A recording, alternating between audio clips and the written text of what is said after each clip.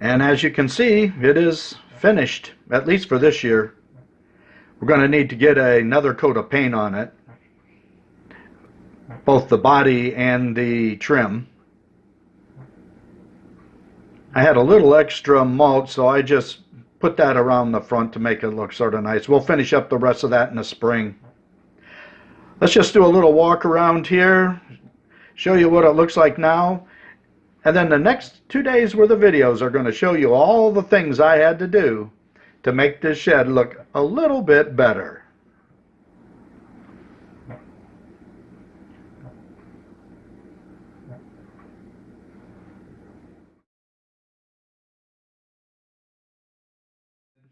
And I'll show you the process that I went through to fix this thing up.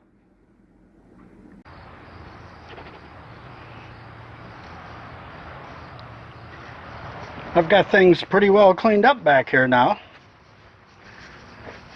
We'll do another walk around here.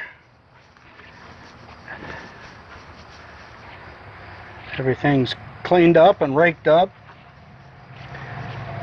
Eliminated a lot of the grassy weeds that were in here.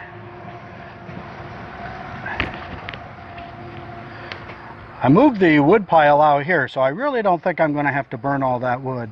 And that might be just where it constantly stays. I think you can see the damage right there, and that's just because when it got wet, the wood was there, it just never seemed to dry off.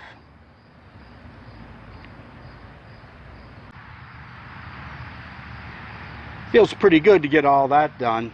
The next step, let's get the sawhorses put together. These are not the kind that you want to stand on, but for my purposes, they work just fine.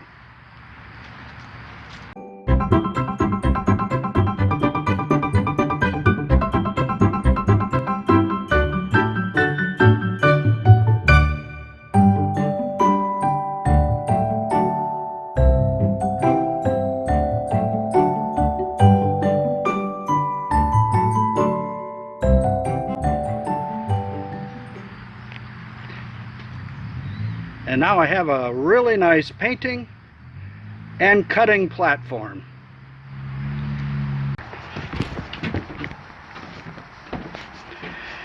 This is the process I've decided to use. I've already got one board finished in here. I cleaned out all the stuff out of this side, and I'll get back in that corner in just a few minutes. But what I do is I measure in between the studs, and then I cut a 2x4 to length, drill holes at each of the ends at an angle, and I just toenail them in. And that will give me something to anchor the outside decorative pieces. Because right now, if you look real carefully there, you can see that's one of the screws from the old trim I put in. There's no place to anchor it. And the trim I'm putting on is even taller than the trim I had on. So hopefully this will work. I'm going to do the entire inside of the shed first, and then work on the outside. And this is how I patched together the front. I just put 2x4 in each of the ends where I was screwing it in. I probably will fill that in because eventually I want to caulk all the way around the inside, help keep some of the little bugs out. Temporarily maybe, but still dress it up a little bit. As you can see, I have these boards cut. I measured those next two, and if you can see right here, I have the little diagonal hole, and the nail will go through right there, and we'll just toenail it in on each side. I think it'll hold well enough because I'm going to pre-drill all the screw holes when I put the outside trim in. So that's what I'll be doing for the next few hours, and probably the next couple days, because moving all that stuff and then moving it back and measuring is going to be time consuming.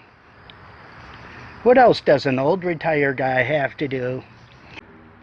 I've been working away most of the afternoon, and as you can see, I've made some progress here.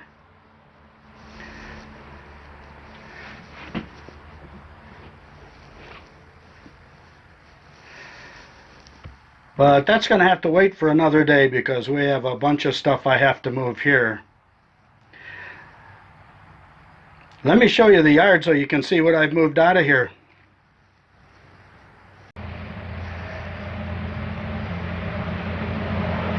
And there it is. I had to move all this stuff out in order to get back there, and then measure and cut, drill the pilot holes, nail it in, go to the next step. I think I'm going to do it a little differently tomorrow when I'm working. I'm going to clear everything out, do all the measurements, do all the cutting, and then do all the nailing in. I think it'll go a little bit faster. I also want to thank my assistant today. Hey Erwin, where are you? Thank you very much for all your assistance today. Will you be back tomorrow?